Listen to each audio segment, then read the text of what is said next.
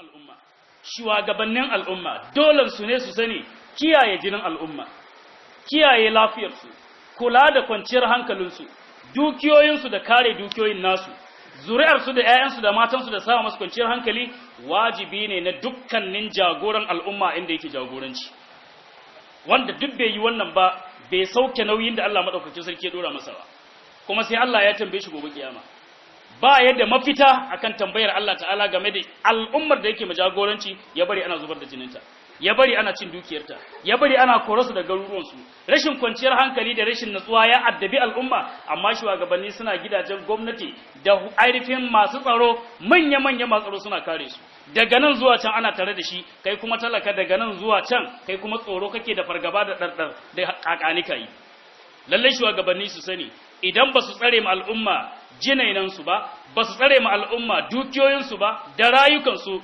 wallahi al'azim za su yi nadama ranar da nadama ba za ta yi amfani ba za su yi dana sani ranar da ba ta da amfani domin lallai tsayuwa akan adalci tsakankanin al'umma shine kadai ginshikin tsira na shugaba gaban Allah subhanahu wataala duba mu ga bala'o'in da suke faruwa a yankin mu na Katsina ake zubar da jinanan mutane a bangaren dan Musa local government wani sashe na Batsari da wani sashe na Dandume Faskari Sabuwa bala'o'i ƙauyukan da garuruwan ba sa kwantuwa bai yiwuwa su kwanta da rashi bacci an fantsama wani garin sun tashi mutum da iyalin shi bai san ina matarsa take ba nan ba da jimawa ba aka zo garin Kasai da rana kata bayan la'asar aka watsa garin aka rikirkita ganin aka kashe mutane ba abin da aka yi shiru kake ji kamar an kashe awaki amma an kashe arne ɗaya a Jos a Lagos arne kwara ɗaya aka kashe a Lagos kuma dan ta'adda domin a wurin masu laifi ne aka je don a kama masu laifi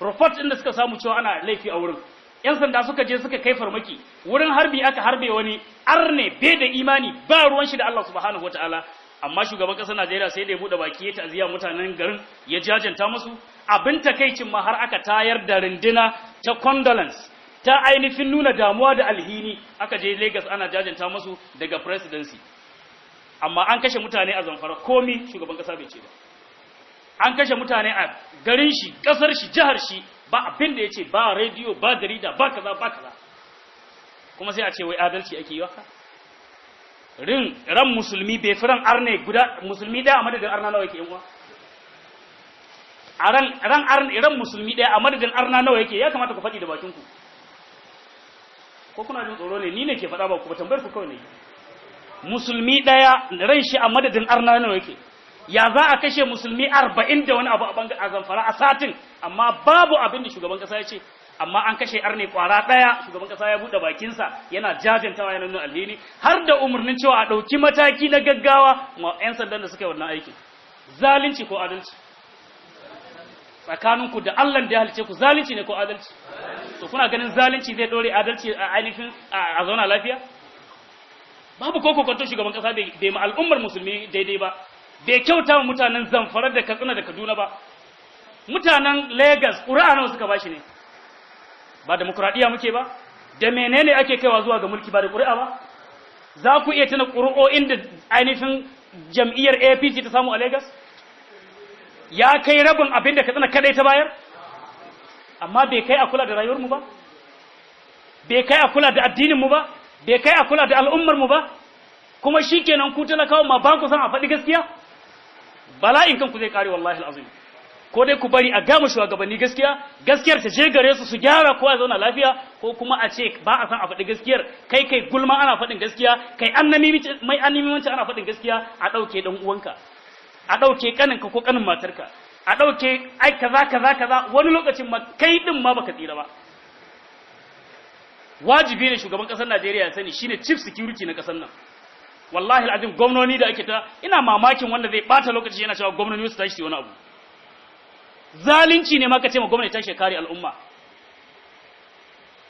yan sanda karkashin gwamnati suke ne hatta sifi na jiha police commissioner a jiha shin umarnin gwamnati yake bi ko umarnin aiji idan gwamnati ya ce mai kaza aiji ya ce mai kaza wanne zai amfani da shi kuma aiji umarnin wa yake bi to don Allah in ba rashin adalci sai ka ce gwamnati ta shekari al'umma Darakta na SSS a jiha wane ne ubangidansa? DGSSS na ƙasa shi ke ba shi umarni, haka ne ko ba haka ba? Shi kuma DGSSS na ƙasa wa ke ba shi umarni? Ga inda laifi yake ‘yan uwa kuna tafiya kuna rarrage fe? Shugaban ƙasa bai damu da al'ummar musulmi ba? Bai damu da addinin musulmi ba? Bai damu da talaka ba? Wallahi al'azim sai Allah ya tambaye shi. Duk abin da talaka ke yi yayi na nuna mu shugaban ƙasa ƙauna, amma babu daidai da ƙwayar zarra da shugaban ƙasa ke nuna mu talaka yana ƙaunarsa. Ni a iya fahimta ta. Ni a iya fahimta ta. Wajibi ne shugaban ƙasa ya sani in dai talaka zai ɓata lokacinsa ya fito da rana da zafi da kaza, ƙauyukan da ake kashe ƴan uwansu ana kame su, wallahi sai suka fito suka yi zabe. Ƙura'ar da suka bayar bai cancanci a saka musu ba. Manzon Allah ma a hadisi cewa man sana'a lakum ma'rufan fakafi'u, wanda ya muku kyakkyawa inji manzon Allah ku kyautata mashi, ku saka mashi. Sakamakon da shugaban ƙasa ke matalakawan arewa kenan. Kuna ganin an yi adalci a haka? Kuna tsammanin Allah ba zai kama shi ba? Tausayinsa nake, shekaru sun yi yawa ya ɗaukan makan shi rigimar da baya iya. Tausayinsa nake wallahi alazim, shekarunsa sun yi yawa amma jefa kan cikin kakanika inda gaban Allah ba zai tsira ba.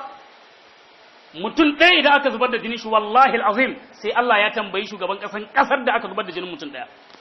Mutane nawa ake zubar da jinin su a arewacin Najeriya? Yanzu haka akwai talakawa na can tsatsare an kame su. Tsatsare an tsare su haka kawai babu gaira babu dalili. Ka fito za ka je zumunci a kame ka.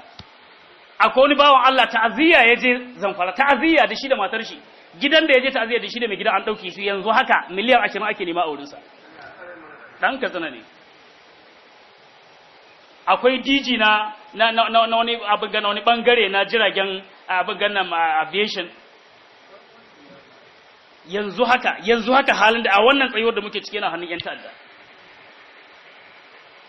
Don Allah wannan adalci ne? Shi kenan mu wai ba mu kai, darajar mu ba ta kai shugaban kasa ya magana akan mu ba? Kimar mu ba ta kai ya ce a kula da mu ba? Shugaban tsaro na ƙasar nan su wane ne su? Ba yaran shi ba ne? Bai iya canza su? Ba shi ya appointing ɗinsu ba? Wajibi da shugaban ƙasa ya dawo daga wannan sakacin da yake na rayukan al'umma. Na tashin al'umma suke ciki, wajibi ne ya dawo ya kula ya sauke nauyin da Allah dora masa. Kuna maganar gwamnoni, ni na karanta a jarida gwamnan Katsina ya tashi har Abuja ya je, waɗannan service chiefs din ya je zauna da su yana neman a mai ɗauki zuwa ga Katsina. In yana da umarnin da zai bayar ba shi ne ba da umarnin anan ba sai ya je Abuja? Bai sauke nauyin shi ba shi? Yayi abin da yake iya yi ya je kai koken talakawansa. Dan bai iya hana a dauke kadan security ba hannun shi suke ba. Har brigade muke da shi a Katsina, amma brigade din wa ke ba su umarni? Shugaban kasa ke ba su umarni. Da aka an so alarama suwa suka an so shi. In har za a an so ne ba za a an so sauran ba mutane bane su? Ba su da haƙƙi an so su? Shi kadai ne mutum? Allah ba zai tambaye ka ba kan jaririn da aka dauke a kasai? Rayukan da aka kashe a Zamfara Allah ba zai tambaye ka ba? Sai alarama kwara dai shine damuwarka kadai saboda yayi tallarka kila ko dan wani abu? In ta alarama yayi tallarka bisa munbari talaka bai tallarka ba a bisa akwatin zabe bai dangwala maka ba? Qur'a ba ɗaya yake da ita ba? Shi alarama jami'an tsaro kowa qur'a shi daidai talaka ba qur'a ɗaya yake jefawa ba? Me bambancin mu a babin siyasa ne? Shikenan wai wasu mutane su ne shafafu da mai? Su ne aka damu da damuwarsu? Amma talaka na can a tsare iyalin shi na kuka? Ba a damu da mai halin da yake ciki ba? An ɗauke shi an raba shi da iyalinsa sun shiga damuwa, wani ma sai ya nemo abincin da za a ci a gidan, wa ana neman miliyan 10 a hannunsa, wanda bai aje 1000 ba da zai ci sai ya je yayo cefa ne. Wani irin rashin adalci ne wannan? Wallahi alazim shugaban ƙasar Najeriya ko dai ka damu da damuwar mutanen arewacin Najeriya, ko a siyasancen ma baka iya siyasar ba, in wanda ya iya siyasa ne ba za ka damu da tsiraru ba ga wanda suka fi yawa. Ba zai yiwu ba arniya a New Zealand a kashe mutane ta fito ta babatu kai wulakanci, an kashe mutane da ba ƴan uwanta ba danginta ba, amma kai an kashe dan uwanka danginka na jini na kusa da kai, amma wai ko in kula, amma an kashe arne kwara dai ka fito kana surutu, wayar a ce mutun ne wannan? Ina adalci anan don Allah? Wannan maganar ƴan uwa ina faɗanta ne tun daga cikin zuciyata, wallahi azim ban ki in mutu akan ta ba. Abinda ake matalakan Najeriya musamman dan arewa zalunci ne ba adalci bane ba. nuna kiyayya ne ba soyayya bane ba. In soyayya ce ya kamata mu ai magana akan ƴan uwanmu. A fito gidajen radio, presidency ta bada press release, ba a yadda da abin da ke faruwa arewa ba, shugaban kasa ya sa cewa lalle a dawo a dauki mataki. Ba a zo ana mana drama ba. Drama a cewa ana tare da jami'an tsaro kaza kaza sai a zo ai drama a tafi, amma bai taba kama suna ce abin da ake arewa bai ji dadin sa ba. Har campaign ya je Zamfara. Ko kidahu mun dan siyasa, ka je gidan mutum kana neman ƙuri'ar sa, ka tuna mashi damuwar da yake ciki kace kai ma kana cikin damuwar sa. Damuwar da yake ciki ya kamata kace damuwa ta ce saboda ina neman ƙuri'ar ka. Amma shugaban kasa da ya je Zamfara ya ambaci halin da suke ciki. Ya jajanta musu damuwar da suke ciki. Wannan wata irin siyasa ce ba wayo cikin ta. Ba wayewa cikin ta. Mutanen da ke kaunar ka kai baka kaunar su sai waɗanda suke kin ka. Ta yi wannan arnan da kake taba bato a kai shi ƙuri'ar ma ba kai bawa ba. Ta yi ba kai bawa ƙuri'ar ba. Amma mutanen da ake daukewa ake sacewa aka tsana su kai suka zabe ka. Kujerar da kake ciki alfarmar su ce. Gidan villa da ka shiga alfarmar su ce. Ma ya kamata a kula da wannan, a sauke nauyi. Wallahi alazim ni a iya fahimta ta gwamnonin arewa suna iya abin da suke yi. Ko da akwai kusakurai da yawan su suke yi, amma dai a fagen tsaro shugaban kasa shine yafi kowa laifi. Wannan ku yadda talakawa ko karku da nan da yawa an faɗa ku ba dadi kuke ji ba. Ita ko gaskiya ɗaya ce. Amma Allah ina roƙonka duk wanda bai jin dadin gaskiyar da ake faɗa mu shugaban kasa dan ya gyara, Allah ka jarabta a dauke shi anjima. Ko kuma a dauke matarsa kudin sa. Ka jarabce shi da ya zama babu shi a waye gari yau babu shi. Ya shiga ya ji abinda talakawa suke ji. Duk wanda yake ganin abinda aka faɗa ba daidai bane, Allah don girman zatinka ka jarabce shi da damuwar da talakawa ke ciki shi masu irin ta. Wanda kuma yake ganin daidai ne, da ni da shi da muke damuwa da halin da yake ciki, Allah ka kare mu. Kai kada yake da kariya, Allah wurinka muke neman kariya, ka ba mu kariya. A ƙarshe ina addu'a ga wani bawan Allah da ya sanya mu masallaci kafet, yadda ya shimfida mu ɗakin Allah kafet, Allah mai shimfida aljanna. Allah ya saka mashi da alkhairi, ya ƙara mana ire-iren su a wannan duniya ta mu ta musulmi, a wannan al'umma ta mu. Barakallahu li wa lakum bi hadi kitabil aziz, qumu ila salati yarhamuni wa yarhamkumullah.